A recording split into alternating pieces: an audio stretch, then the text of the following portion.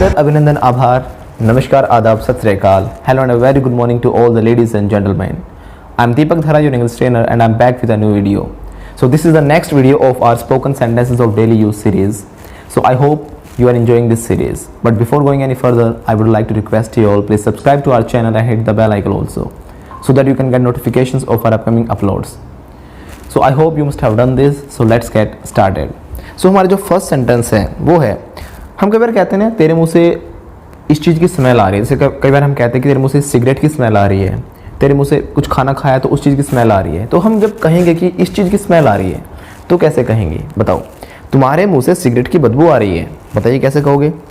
तो इसको बोलेंगे your mouth is smelling of cigarette. कैसे बोलेंगे, your mouth is smelling of cigarette. जिस चीज़ की भी आ रही हो सिगरेट की जगह आप वो लगा दोगे, ठीक है. सो आपके मुंह से क्या आ रही है, सिगरेट की स्मेल आ रही है. स्मोकिंग करते हो ना. सो mouth is smelling of cigarette. हमारे पास चीनी की थोड़ी कमी है. क्या होता है ना, पड़ोस में मांगने जाते हैं, पड़ोसी कहते हैं भाई चीनी नहीं हमारे पास, पहले ही कमी है चीनी की हमारे पास. तो चीनी की कमी है. कैसे बोलेंगे, we are a bit short of sugar. कैसे बोलेंगे, we are a bit short of sugar. किसी भी चीज़ की कमी हो, बिट शॉर्ट ऑफ ऐसे करके आप बोल सकते हो, ठीक है ना. हमारे पास चीनी की कमी है, so we are a bit short of sugar. शराब पीना हानिकारक है. शराब पीना क्या है, हानिकारक है. कैसे बोलेंगे, तो बोलेंगे drinking is harmful. Once again, drinking is harmful. हम इसके लिए इंजूरियस भी यूज़ कर सकते हैं, ठीक है. So drinking is injurious to health. स्वास्थ्य के लिए क्या है, हानिकारक होती है. नेक्स्ट सेंटेंस देखिए, यह मेरे बस में नहीं है. हम बहुत बार कहते हैं ना भाई मेरे बस में नहीं है ये चीज़, या मेरे हाथ में नहीं है चीज़, इसमें मैं आपकी कोई मदद नहीं कर सकता, ये मेरे हाथ में नहीं है. कैसे कहोगे कि ये चीज़ मेरे हाथ में नहीं है, ये मेरे बस में नहीं है. अरे सिंपल सेंटेंस है, क्या होगा, this is not in my control. कैसे बोलेंगे, this is not in my control. Next देखिए, यह नामुमकिन है, ये इम्पॉसिबल है, बोलते हैं ना. So this is impossible. इसकी जगह आप एक दूसरा वर्ड भी बोल सकते हो. क्या आप बोल सकते हो, पाइप ड्रीम. क्या कह सकते हो, पाइप ड्रीम. पाइप ड्रीम का मतलब होता है इम्पॉसिबल. तो हम कहेंगे ना कि भाई ये काम करना तो इम्पॉसिबल है, दिस इज़ पाइप ड्रीम. अरे कुछ भी इम्पॉसिबल नहीं होता. There is nothing pipe dream in this world. So nothing is pipe dream, right.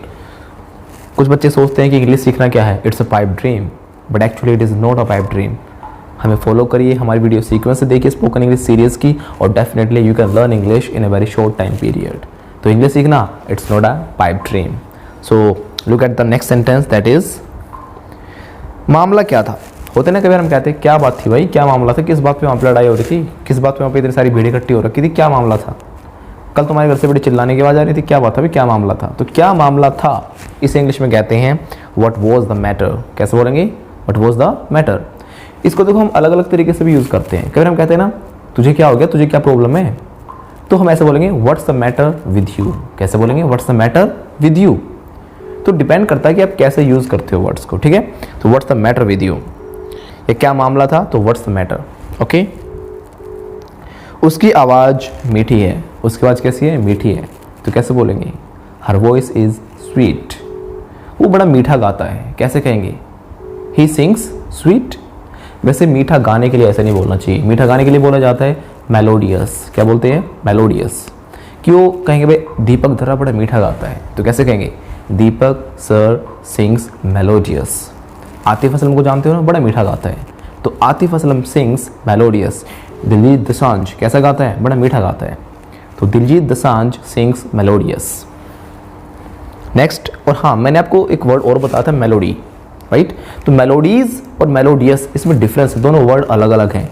Melodies का मतलब होता है कि जो हम पुराने गाने होते हैं हमारे ओल्ड सॉन्ग्स, उनको मेलोडीज कहते हैं. कि I like melodies, I love to listen to melodies. इसका मतलब क्या हुआ, मुझे पुराने गाने सुनना पसंद है. लेकिन मेलोडियस इसका मतलब होता है मीठा. He sings melodious, right. तो थोड़ा कंफ्यूज मत होना इन दोनों वर्ड्स में, both are different words. Next, तुम्हारी आवाज़ को क्या हुआ, उसकी आवाज़ तो बड़ी मीठी है ना, हर वॉइस इज स्वीट. तुम्हारी आवाज़ को क्या हुआ, तो इसमें देखिए कैसे बोलेंगे, तुम्हारी आवाज़ को क्या हुआ. मैंने एक वर्ड सिखा था, व्हाट्स द मैटर, क्या मामला है. तो उसको हम यहाँ पे भी यूज़ कर सकते हैं, what's the matter with your voice. इसका मतलब क्या हुआ कि तुम्हारी आवाज़ को क्या हुआ, ठीक है. What's the matter with your voice. Next, जेब खाली है भाई. खबर हम कहते हैं मेरी जेब तो खाली भाई, एक भी रुपया नहीं है. तो कैसे बोलेंगे, my pocket is empty. Once again, my pocket is empty. इसको एक तरीके से और कह सकते हो क्या, I am out of pocket. I am out of pocket. Look at the next sentence, Ram का नाम सच्चा है, सुना हुआ सेंटेंस भाई, भगवान का नाम सच्चा है, राम का नाम सच्चा है, राम नाम सत्य है, ऐसे भी कहते हैं। इसकी इंग्लिश होगी क्या होगी बताओ? राम नाम सत्य है, क्या इंग्लिश होती है इसकी? भगवान का नाम सच्चा है। इसकी इंग्लिश होती है the name of God alone is true. क्या कहते हैं? The name of God is alone true. Next, उसके दिमाग में भूसा भरा हुआ है। कभी हम कहते हैं ना उसके दिमाग में भूसा भरा, उसको कुछ बात समझ में आएगी ही नहीं। भाई तेरे तो दिमाग में भूसा भरा हुआ, तू नहीं समझ सकता मेरी बातें। तो जब कहीं किसी को हम कहते हैं तेरे दिमाग में भूसा भरा है, बताओ कैसे बोलोगे इंग्लिश में? डेली लाइफ में हिंदी में तो बहुत बार बोलते होगे ना अपने भाइयों को बहनों को, तेरे समझ में आने वाली बात नहीं है, तेरे दिमाग में तो भूसा भरा है। इंग्लिश में से कहते हैं हम क्या? He is brainless fellow. तुम्हारे दिमाग में भूसा भरा हुआ है, तो कैसे बोलेंगे? You are brainless fellow. Look at the next word, that is जब हम किसी चीज़ को बंद बताते हैं, दुकान बंद है, ठीक है ना, या स्कूल बंद है, आजकल तो वैसे सब कुछ ही बंद है, सारे बिजनेस बंद है, कोरोना की वजह से पता लॉकडाउन लगा हुआ है, तो भाई हमारा इंस्टीट्यूट क्या अभी बंद है, तो इसके लिए वर्ड यूज़ किया जाएगा क्लोज्ड। क्या बोलेंगे? क्लोज्ड। तो आर इंस्टीट्यूट इज क्लोज्ड। या कोई दुकान बंद है, the shop is closed. Next is उसकी नश नश में शरारत है। होता है ना कुछ लोग बहुत शरारती होते हैं, नश नश में क्या उसकी शरारत है, तो कैसे बोलेंगे? He is naughty to the core. क्या बोलेंगे? He is naughty to the core. जब भी कोई चीज़ बिल्कुल आपके रग रग में बसी हो तो टू द कोर बोलते हैं। टू द कोर मतलब क्या होता है? कोर मतलब गहराई में, बिल्कुल अंदर तक, ठीक है। जैसे हम बोलेंगे कि भाई वो ईमानदार है बिल्कुल गहराई तक। He is honest to the core. बहुत मेहनती है भाई लड़का, बिल्कुल नस नस में मेहनत भरी पड़ी है उसके, तो ही इज डिलीजेंट, या फिर हार्ड वर्किंग भी कह सकते हो आप। हार्ड वर्कर मत कहना, हार्ड वर्किंग कहेंगे, ठीक है। He is hard working to the core, या फिर हम कह सकते हैं diligent. He is diligent to the core, right. Next is गुंडे उसके पीछे लगे थे। मैंने अपनी मूवीज में सीन देखा होगा ना, हीरोइन भाग रही होती है, गुंडे उसके पीछे लगे होते हैं, तो गुंडे उसके पीछे लगे थे, इंग्लिश क्या होगी? तो गुंडों को बोलते हैं क्या? गुंडों के लिए कोई एक इंग्लिश नहीं होती, गुंडों को हम अलग अलग वर्ड्स के साथ एक्सप्रेस कर सकते हैं। वो डिपेंड करता है कि किस लेवल का गुंडा है। बड़े लेवल के गुंडे तो उनको गैंगस्टर्स बोलते हैं, डॉन बोलते हैं, आपको पता है, राइट। तो छोटे मोटे जो थोड़े गुंडे होते हैं, जैसे आपने कॉलेज में देखा हो ना, मूवीज में दिखाते हैं, साउथ की मूवीज में कॉलेज के गेट के बाहर 4-5 जो लड़के होते हैं वो खड़े रहते हैं, वो गुंडे होते हैं, आती जाती लड़की को छेड़ते हैं। तो ऐसे गुंडों को क्या कहते हैं? इनको बोलते हैं, क्या कहते हैं बताओ? हुलीगन्स। क्या कहते हैं? हुलीगन्स। तो हुलीगन्स वो होते हैं छोटे मोटे जो आवारा लोफर वाले गुंडे होते हैं, ठीक है। एक जो बदमाश टाइप के होते हैं जो शरारतें बहुत करते हैं, उनको बोलते हैं अपाची। अपाची एक बाइक भी है ना, तो उसका मतलब क्या है? गुंडे बदमाश जो इधर उधर भटकते रहते हैं, आवारा टाइप, उसको बोलते हैं अपाची, ठीक है। एक हुलीगन्स होता है।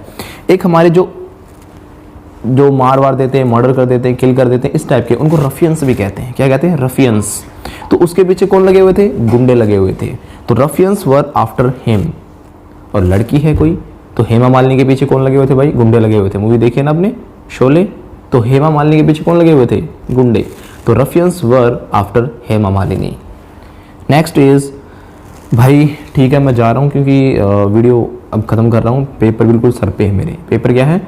बिल्कुल सर पे आ गए हैं। तो कैसे बोलेंगे? पेपर बिल्कुल नज़दीक है, बताओ।